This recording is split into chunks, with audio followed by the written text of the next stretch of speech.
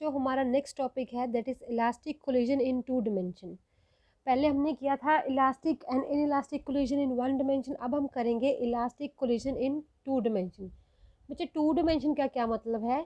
Collision होने के बाद जब बॉडी जब बॉडी स्ट्रेट पाथ पे या स्ट्रेट लाइन पे क्या मूव कर रही है, तब कोलिजन के बाद वो दो डिफरेंट पाथ फॉलो करेगी, ठीक है ना। When two bodies move initially along the same straight line, ठीक है, कहते जब दो बॉडीज सेम स्ट्रेट लाइन पे क्या कर रहे हैं, मूव कर रहे हैं, ठीक है ना। तो कोलाइड होने के बाद किनेटिक एनर्जी का लॉस नहीं होगा, क्योंकि इलास्टिक कोलिजन में क्या था, किनेटिक एनर्जी भी कंजर्व रहती है, मोमेंटम भी क्या रहता है, कंजर्व रहता है। कहते हैं किनेटिक एनर्जी क्या रहेगी, सेम रहेगी, बट आफ्टर कोलिजन है जो जो डायरेक्शन है वो क्या हो जाएगी, डिफरेंट डिफरेंट हो जाएगी। फॉर एग्जांपल दिस, यहाँ पे क्या है, दो बॉडीज क्या है, मूव कर रही है, ठीक है ना। मूव करने के बाद एक बॉडी इस तरफ चली गई है और एक बॉडी इस तरफ चली गई है। दिस इज द क्या है कि उसकी जो डायरेक्शन है वो चेंज हो गई है, ठीक है ना। सो इसकी हम क्या करेंगे, डेरिवेशन करेंगे। पहले बच्चे इसको समझते हैं हम, ठीक है। जब भी कहते हैं कोलिजन के बाद जब दो डायरेक्शन में जो जाएंगी, ठीक है ना, तो ये एक प्लेन में चली जाएंगी, मतलब सेम प्लेन में जाएगी, ठीक है ना। पहले तो सेम स्ट्रेट लाइन पे था, ठीक है। जब सेम स्ट्रेट लाइन पे तो हम हॉरिजॉन्टली क्या है उसको सिंपली सॉल्व कर लेते थे, ठीक है ना। बट अब ना ही ये जो बॉडी कोलिजन के बाद डायरेक्शन चेंज हुई है ए और बी बॉडी की, ना ही ये वर्टिकली है, ठीक है, वर्टिकल पोजीशन में है, ना ही ये हॉरिजॉन्टल पोजीशन में है। तो हमने क्या करना है, इसको दो कंपोनेंट्स में रिजॉल्व कर लेना है, ठीक है ना। कैसे, मैं आपको बताती हूँ, ठीक है। इसको क्या करना है, हमने दो कंपोनेंट में क्या कर लेना है, रिजॉल्व कर लेना है, ठीक है ना। हम करते थे ना, this is a long and this is a long vertical, ठीक है ना। अच्छे से दिखा देती हूँ आपको, ठीक है। जैसे बॉडी ए है, ठीक है, इसको मैं दो कंपोनेंट में रिजॉल्व कर लूँगी, along horizontal and along vertical. Along horizontal कौन सा होता है बच्चे, ये हमने वेलोसिटी लेनी है, ठीक है। कौन सा हमें हम पता रिजल्टेंट कितना है इसका, वी, ठीक है, दैट इज वेलोसिटी, ठीक है ना, जो आफ्टर कोलिजन बाद उसने वेलोसिटी अटेन की है। तो हमारे पास मैंने वेलोसिटी को दो कंपोनेंट्स में रिजॉल्व करना है, that is v1 cos of theta and v1 sin of theta. ले ली वैल्यूज मैंने दोनों की, ठीक है, along horizontal and along vertical, ठीक है। मैंने इसकी क्या ले लिया, डायरेक्शन ले ली है।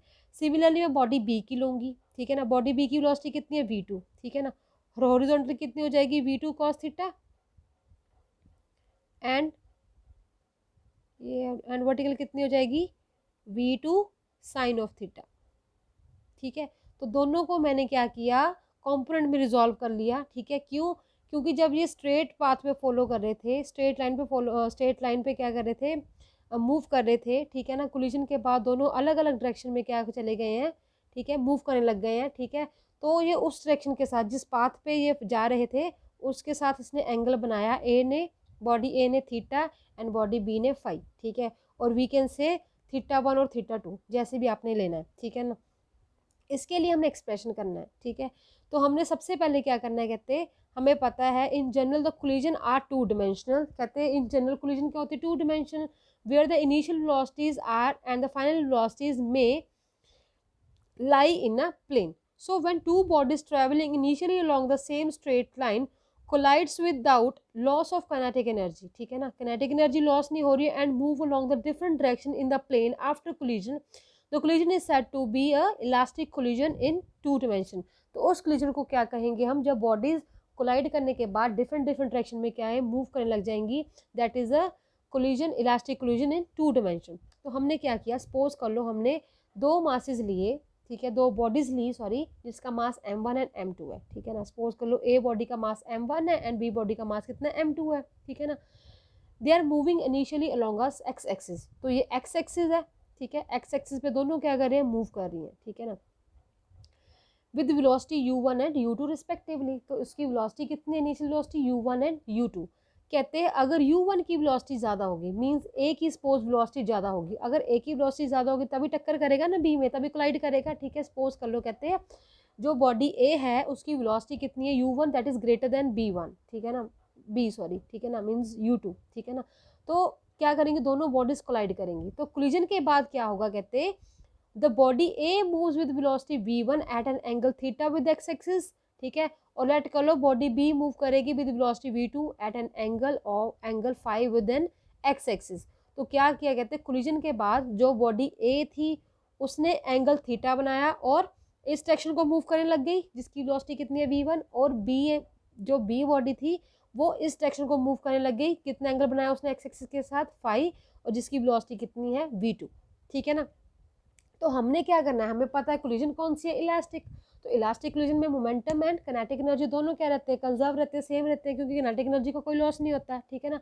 Here theta is known as angle of scattering and phi is known as angle of recoil, ठीक है ना।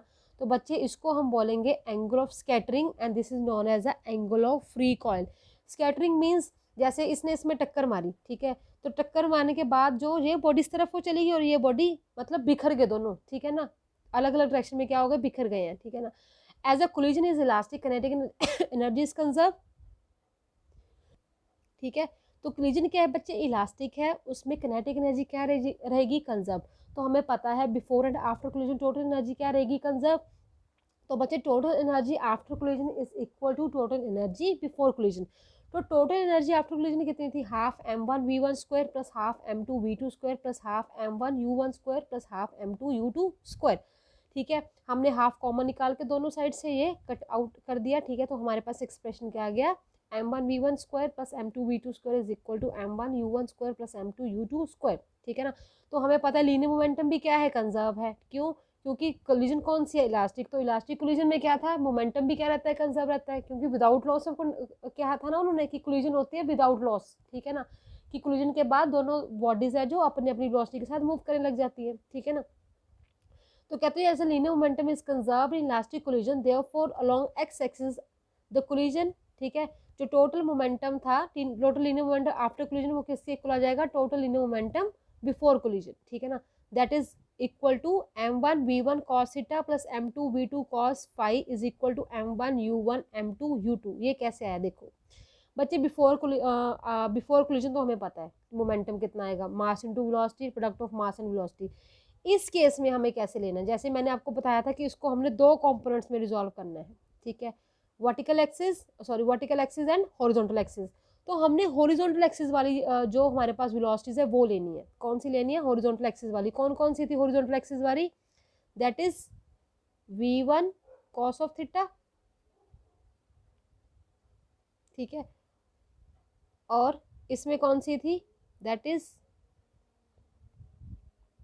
v2 cos ऑफ थीटा, ठीक है। तो ये जो हमने जो हॉरिजॉन्टल और वर्टिकल वेलोसिटीज ली थी उसमें से हमने हॉरिजॉन्टल वेलोसिटीज की वैल्यू ले लेनी है, ठीक है ना, समझ आया आपको, ये वाली हमने वैल्यूज लेनी है, ठीक है। तो ये कितनी थी, v1 cos of theta and this is v2 cos of theta, ठीक है ना। तो आगे हमारे पास एक्सप्रेशन क्या आ गया, linear momentum m1v1 cos theta plus m2v2 cos of phi, ठीक है ना। तो समझ आया आपको, ठीक है, कैसी हमने वो मोमेंटम लेना है आफ्टर कोलिजन, ठीक है। तो हमारे पास क्या आ गया momentum, that is m1v1 cos of theta plus m2v2 cos of phi is equal to m1u1 plus m2u2। बच्चे बिफोर कोलिजन तो सिंपल ही एक्सप्रेशन रहेगा, क्योंकि बिफोर कोलिजन वो स्ट्रेट लाइन पे स्ट्रेट पाथ पे क्या है, दोनों मूव कर रहे हैं, बट आफ्टर कोलिजन उनका जो डायरेक्शन है वो चेंज हो गई है, इसीलिए हमने एंगल्स में मतलब उसको कॉम्पोनेंट में रिजॉल्व कर लिया, ठीक है ना। From three equation 56, 57, 58, we have to calculate four variables v1, v2, theta and phi, which is not possible. We have therefore to measure experimentally any one parameter, that is final velocity v1 and v2। बच्चे जैसे हमने पिछले expression में किया था elastic collision में, उसमें हमने क्या किया था, यहाँ से हमने v1 की और v2 की वैल्यू कैलकुलेट कर ली थी। अगर हमें कुछ भी फाइंड आउट करना है, अगर हमारे पास इनिशियल वेलोसिटीज नोन है, थीटेज हमें नोन है, ठीक है, कितने एंगल के साथ वो दोनों अलग अलग डायरेक्शन में गए हैं, तो हम वेलोसिटीज फाइंड आउट कर सकते हैं, ठीक है। तो हम आफ्टर कोलिजन जो बॉडी ए और बॉडी बी की वेलोसिटीज क्या है फाइंड आउट कर सकते हैं, ठीक है ना। तो हमने क्या करना है, स्पेशल केसेस लेके चलने हैं, क्या, when two particles of same masses undergo perfectly elastic collision in two dimensions, that is m1 is equal to m2। कहते हैं सपोज कर लो दोनों पार्टिकल्स का मास क्या है, सेम है, ठीक है ना। कोलिजन कौन सी है, परफेक्टली इलास्टिक कोलिजन है। परफेक्टली इलास्टिक कोलिजन में क्या है, मोमेंटम भी कंजर्व रहता है, किनेटिक एनर्जी भी कंजर्व रहती है, ठीक है ना। तो उसमें केस में कहते हैं सपोज करके चलो कि दोनों का मास क्या है, इक्वल है। तो अगर मास इक्वल है तो वेलोसिटी को हमने सपोज u1 को u ले लिया और u2 को 0 ले लिया, ठीक है। हमने अपनी सिंप्लिसिटी के लिए लेट करके चले कि जो u1 की वेलोसिटी है बॉडी ए की वेलोसिटी है that is u, and u2 जो बॉडी बी की वेलोसिटी है वो कितनी है, 0 है। ठीक है, तो अगर हम इसमें सब्स्टिट्यूट करें इस वैल्यू को, तो हमारे पास क्या आ जाएगा, M V one square plus M V two square, means M M आ गया दोनों में, क्यों, क्योंकि मासेस क्या इक्वल है।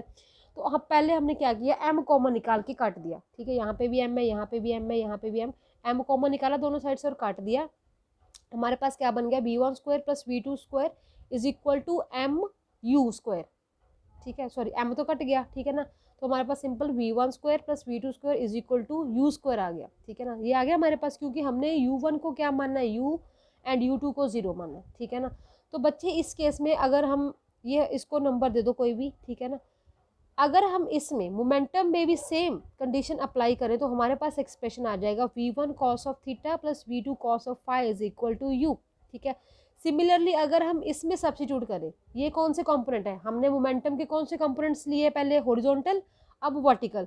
बच्चे यहाँ पे 0 क्यों है, क्योंकि पहले बॉडी हॉरिजॉन्टली मूव कर रही थी सेम स्ट्रेट पाथ लाइन के ऊपर या सेम पाथ के ऊपर, उस केस में हॉरिजॉन्टल कंपोनेंट तो 0 है। ठीक है ना, तो इनिशियली जो हमारे पास कंपोनेंट्स हैं बिफोर कोलिजन, जो कंपोनेंट्स हैं वर्टिकली वो क्या है, 0 है। बट आफ्टर कोलिजन तो हमने मान के चले ना, इसको रिजॉल्व किया है b1 और b2 को हॉरिजॉन्टल एंड वर्टिकली।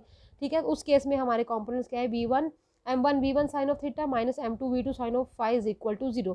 तो हमने तीनों में, किनेटिक एनर्जी में, ठीक है, मोमेंटम में, ये भी मोमेंटम है, ये मोमेंटम है हॉरिजॉन्टल है, ये मोमेंटम है हमारा वर्टिकल। ठीक है, वाई एक्सिस के अलॉन्ग। ठीक है ना, हम तीनों में हमने सब्स्टिट्यूट किया, हमारे पास ये 3 इक्वेशंस आ गई हैं। ठीक है ना, आ गई हमारे पास ये 3 इक्वेशंस। ठीक है ना, तो बच्चे अगर हम 60 इक्वेशन को यूज करें, this one v one cos of theta plus we two cos of phi is equal to u, ठीक है ना, देन वी ऑब्टेन 59। तो हमने इस इक्वेशन को यूज करो, वी वन कॉस ऑफ, तो बच्चे हमें क्या करना है, ये जो हमारे पास वैल्यू है, u की वैल्यू है that is this one, this is value of u। तो हमने इस u की वैल्यू के यहाँ पे सब्स्टिट्यूट करना है पूरी को, v one cos of theta plus we two cos of phi, इसको यहाँ पे सब्स्टिट्यूट करना है। तो हमारे पास क्या आ जाएगा, v one square plus we two square is equal to we one cos of theta v two cos of phi का होल स्क्वायर।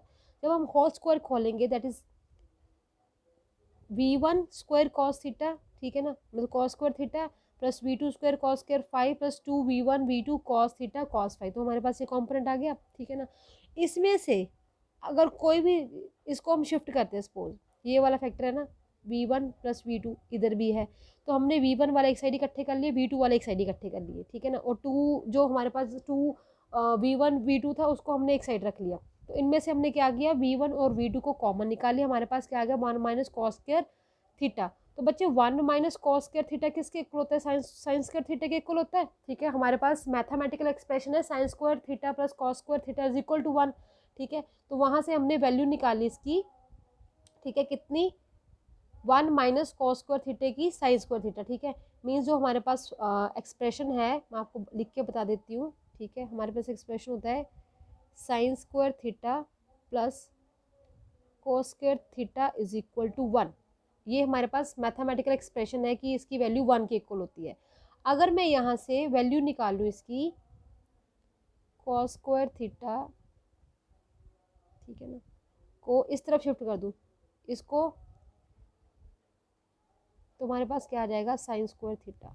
ठीक है ना, मैंने इसको इस तरफ शिफ्ट कर दिया। ठीक है, माइनस आ गया। ठीक है, ये मेरे पास क्या बन गया, 1 minus cos square theta sine square theta, ये हमारे पास आ गया। ठीक है, इसको मैंने क्या लिख दिया, साइन स्क्वायर थीटा, इसको भी sine square phi is equal to we one cos theta cos phi. ठीक है ना, तो बच्चे अब ठीक है, और फ्रॉम 61, तो यहाँ से जो मेरे पास ये वैल्यू है 61 की, ये v sine theta minus v two sine phi is equal to 0। ठीक है, मीन्स अगर मैं इसको इस तरफ शिफ्ट कर दूँ, v साइन थीटा इसको इस तरफ शिफ्ट कर दूँ, तो मेरे पास दोनों क्या आ जाएंगे, इक्वल आ जाएंगे। अगर दोनों इक्वल है तो मैं इसको यहाँ पे यूज़ कर सकती हूँ। ठीक है, ठीक है, तो मैंने क्या किया, अगर कहते हैं v two sine of phi is equal to we one sine of theta, दोनों क्या है, इक्वल है, तो हमारे पास इसको अगर हम इस इक्वेशन में सब्स्टिट्यूट करें, इस इक्वेशन में सब्स्टिट्यूट करते हैं, तो हमारे पास क्या इसका क्या आ जाएगा, ट्वाइस हो जाएगा इसका। ठीक है, 2 से 2 कैंसिल हो जाएगा।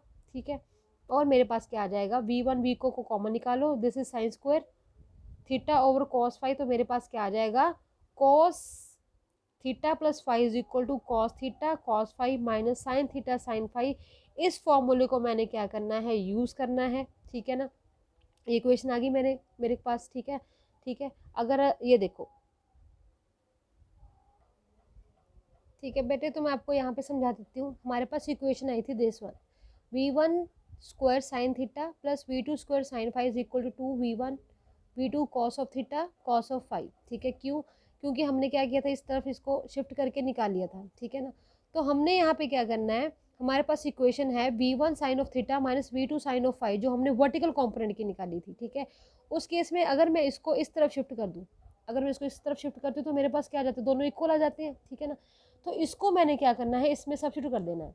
ठीक है ना, तो इसमें अगर सब्स्टिट्यूट करती हूँ तो मेरे पास क्या आ जाएगा, ट्वाइस आ जाएगा, that is 2v1 square sine of theta. ठीक है, स्क्वायर ट्वाइस होगा ना दोनों का, क्योंकि दोनों सेम है, is equal to 2v1v2 cos of phi and cos of theta. ठीक है, ये आ गया मेरे पास।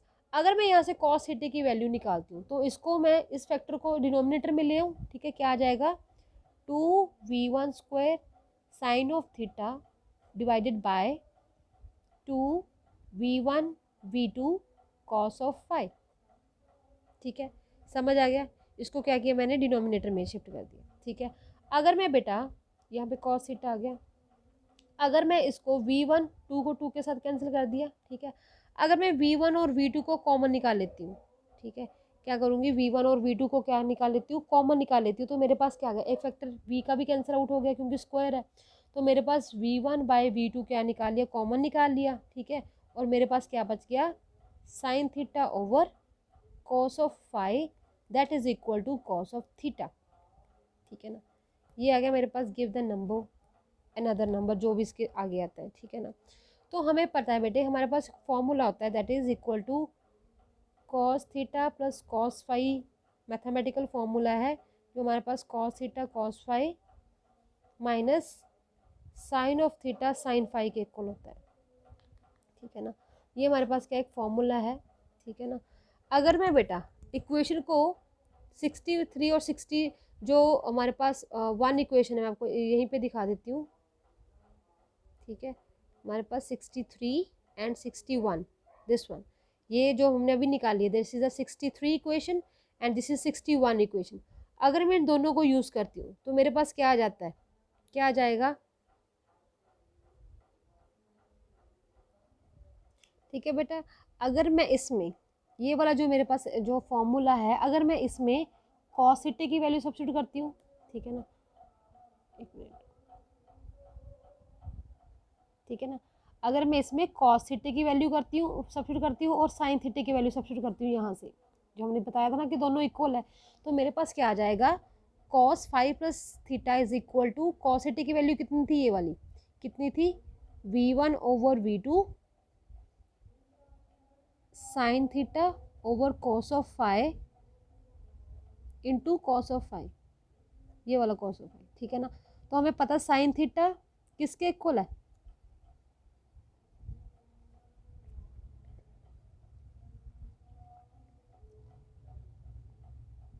दिस इज इक्वल टू, अगर मैं इसको शिफ्ट कर दूँ यहाँ पे v1 को इस तरफ शिफ्ट कर दूँ तो मेरे पास क्या आ जाएगा, sine theta is equal to v2 over v1 sine of phi. ठीक है, तो मैं यहाँ पे लिख सकती हूँ। ठीक है ना, तो मैंने साइन फाइव को ऐसे लिख दिया, तो यहाँ पे v1 over v2 sine of phi. ठीक है, लिख दिया मैंने इसको। ठीक है, तो मेरे पास क्या आएगा बच्चे, कॉस फाइव के साथ कॉस फाइव कैंसिल आउट हो गया। ठीक है, तो यहाँ पे क्या था मेरे पास,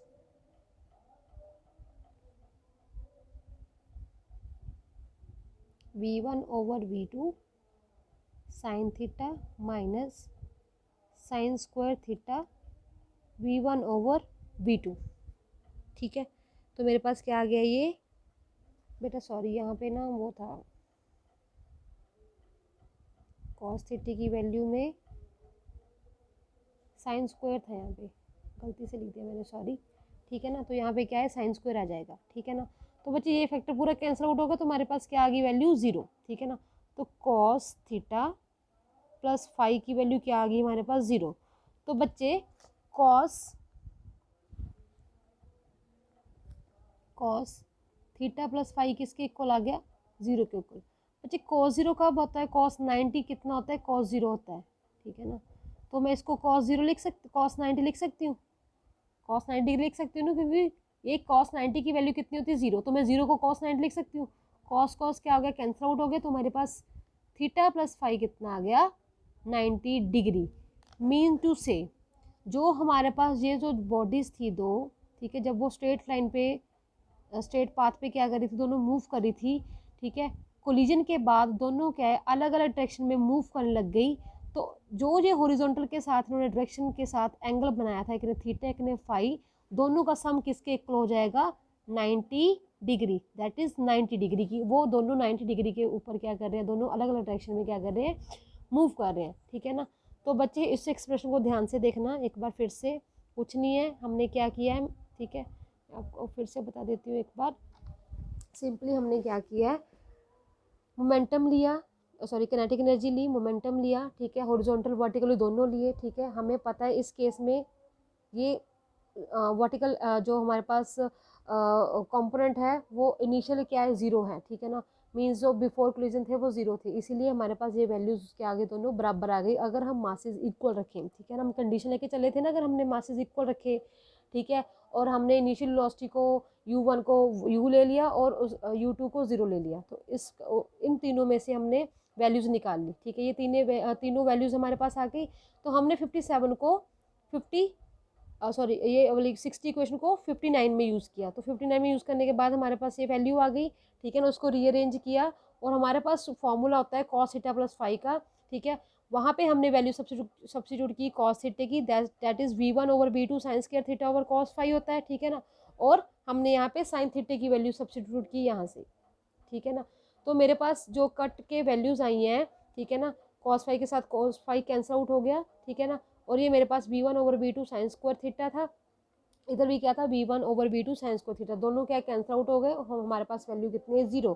तो हमें पता है बच्चे 0 किसकी वैल्यू होती है, cos 90 0 होता है। तो हमने 0 की जगह cos 90 सब्स्टिट्यूट कर दिया, cos के साथ cos कैंसिल आउट हो गया, हमारे पास जो एंगल आया है थीटा प्लस फाई का वो कितना आया है, 90 degree.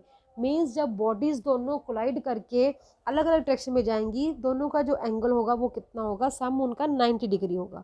Hence, we conclude that in a perfectly elastic collision in two dimensions between two particles of the same mass, two particles move along mutually perpendicular direction after the collision. दोनों क्या करेंगे, आप collision के बाद आपस में perpendicularly क्या करेंगे, move करेंगे। ये था बच्चे एक्सप्रेशन हमारा elastic collision in two dimension. Next है बच्चे in elastic collision in two dimension, ठीक है ना। तो इन इलास्टिक कोलिजन में क्या था हमारे पास, when two bodies travelling initially along the same straight line collides involving some loss of kinetic energy, क्योंकि हमने पढ़ा था इन इलास्टिक कोलिजन में क्या होता है, लॉस ऑफ काइनेटिक एनर्जी होती है, किस फॉर्म में होती है, या साउंड की फॉर्म में या हीट की फॉर्म में, ठीक है ना। And move after collision along different direction in a plane, the collision is said to be in elastic collision in two dimension. तो उसको हम क्या बोलते हैं, in elastic collision in two dimension, ठीक है ना। As a system is close and isolated the total linear momentum of the system remains constant. तो बच्चे जो हमारे पास इलास्टिक इन इलास्टिक कोलिजन में मोमेंटम तो कंजर्व था, बट किसका लॉस हो रहा था, काइनेटिक एनर्जी का, ठीक है ना, ठीक है। तो हमारे पास मोमेंटम क्या था, कंजर्व, तो हम मोमेंटम तो सिंपल ले लेंगे m1 u1 plus m2 u2, ठीक है ना, दैट इज इक्वल टू जो हमारे पास बिफोर और आफ्टर कोलिजन को दोनों का, ठीक है ना। तो हमारे पास क्या आ गया, ये m1 v1 cos of theta plus m2 v2 cos of phi is equal to m2 u2। तो ये हमने दोनों जो मोमेंटम थे अलोंग वर्टिकल अलोंग हॉरिजॉन्टल, ये हमारे पास क्या है, कंजर्व है, ये हमने ले लिए। अगर हमें बच्चे पता है इसमें से m1 m2 की वैल्यू है, u1 u2 की वैल्यू, तो हम ईजिली क्या फाइंड आउट कर सकते हैं, v1 एंड v2 की वेलोसिटी हम इजीली फाइंड आउट कर सकते हैं। नेक्स्ट है बच्चे perfectly in elastic collision in two dimension. अब हमने पढ़ा था एक इलास्टिक कोलिजन, एक परफेक्टली इन इलास्टिक कोलिजन। तो परफेक्टली इन इलास्टिक कोलिजन क्या है, जब दो बॉडीज के बीच में जो कोलिजन हो रही है वो परफेक्टली इन इलास्टिक है। कहते दोनों का मास कितना है, m1 and m2। The body of mass m2 is moving initially with velocity u2 along the x axis. The body of mass m1 is moving with velocity u1 at an angle of theta, ठीक है ना। तो एक body तो horizontally जा रही है, तो बट जो दूसरी बॉडी आ रही है वो एंगल के साथ आ रही है, मतलब कोई एंगल बना रही है उस हॉरिजॉन्टल डायरेक्शन के साथ, ठीक है ना, थीटा मान लो, ठीक है ना। तो जब दोनों आपस में कोलाइड करेंगी तो दोनों as a single body stick हो जाएंगी, पढ़ा था ना हमने, ठीक है ना। इन इलास्टिक कोलिजन में हमने पढ़ा था जब हम स्टोन विंडो पेन्स के ऊपर मारते हैं तो वो टूट जाता है, और परफेक्टली इलास्टिक में पढ़ा था जब गन को हम फायर करते हैं तो वुडन ब्लॉक में बेंड हो जाती है और उसके साथ ही मूव करती है, ठीक है। तो दोनों bodies as a single body move करेंगे, ठीक है ना। तो बच्चे ये था आपका elastic and inelastic collision in 2 dimension, ठीक है। इसके साथ बच्चे आपका सिलेबस है जो इस सेमेस्टर का वो ख़त्म होता है।